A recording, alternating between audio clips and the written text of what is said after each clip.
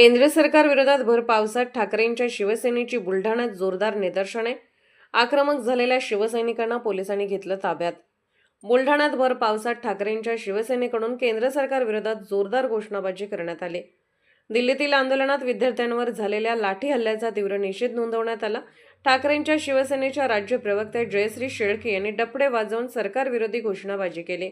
त्याला काही वेळ रास्ता रोको झाल्याने वाहतूकही विस्कळीत झाली होती। दरम्यान आंदोलनामध्ये अनेक शिवसैनिक, महिला आणि विद्यार्थी देखील सहभागी झाले होते। त्यानंतर आक्रमक झालेल्या सर्व शिवसैनिकांना पोलिसांनी ताब्यात घेतलं। दरम्यान बराच वेळ शिवसैनिक आणि पोलिसांमध्ये राडा पाहायला मिळाला। दिल्लीमध्ये चालू असलेल्या विद्यार्थ्यांच्या आंदोलनाला जो लाठीचार्ज झाला, जे सरकार बेदखलपणाने संपूर्ण देशामध्ये लोक पाहून आले की हे साधी चर्चा करायला सुद्धा यांच्याकडे जात नाही। या गेंडीच्या कातडीच्या सरकारला या शिक्षण मंत्र्याचा राजीनामा होईपर्यंत संपूर्ण देशामध्ये याच पद्धतीचे आंदोलन सुरू राहणार आहे आणि आम्ही या मंत्र्याचा राजीनामा होईपर्यंत स्वस्थ बसणार नाही।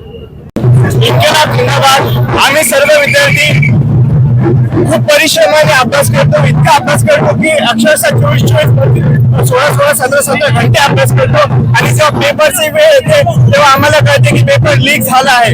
इतकंच नाही तर आमचे आई वडील कर्जाने पैसे घेऊन शिक्षण देण्याचा प्रयत्न करतात आणि त्याच्यानंतर एक्झामला जाताना आम्हाला हे कळतं की पेपर लीक झालेला आहे।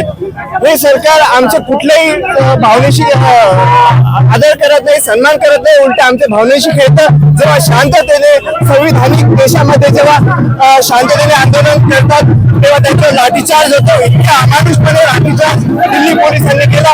या सर्व गोष्टींचा आम्ही निषेध करतो आणि सर्व नागरिकांना आवाहन करतो त्यांनी समोर या आणि आपला आवाज उचलून या लोकशाहीला वाचवण्याचा प्रयत्न करा। जय हिंद, जय संविधान।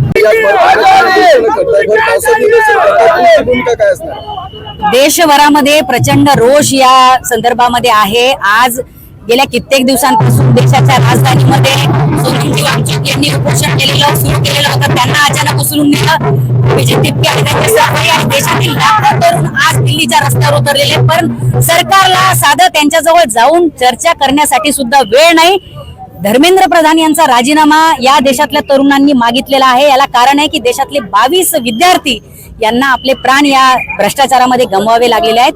ही गोष्ट प्रचंड मोठी आहे आणि याचं गांभीर्य सरकार घ्यायला तयार नाहीये। निश्चितच जर राजीनामा होत नसेल तर आंदोलन देशभरामध्ये आणि राज्यामध्ये मोठ्या प्रमाणात आणखी तीव्रतेने वाढेल। आमचे पक्षप्रमुख आदरणीय उद्धवजी ठाकरे साहेब यांनी सगळ्यात पहिल्यांदा राज्यामधून या आंदोलनाला पाठिंबा दिलेला होता आणि कालही रात्री उद्धवजी ठाकरे साहेब या आंदोलनामध्ये उपस्थित होते। आम्ही, आमचा पक्ष आणि सगळ्या संघटना या ताकदीने या विद्यार्थ्यांच्या सोबत आहोत। झालेला जो काही लाठीचार्ज आहे तो अतिशय अमानुष पद्धतीने होता, त्याचा करावा तितका निषेध कमी आहे। सदाभाऊ म्हणतात की या मोर्चाचा फायदा काही आतंकवादी मनोवृत्तीचे लोक जे आहेत, वृत्तीचे लोक जे आहेत ते घेत आहेत, त्यामुळे केंद्रीय शिक्षण मंत्र्यांनी राजीनामाच देऊ नये। राज्यातल्या आणि देशातल्या जनतेने हे लक्षात ठेवलं पाहिजे की कोण कोणाच्या बाजूने आहे। आज या धर्मेंद्र प्रधानांना वाचवण्यासाठी शिक्षणातल्या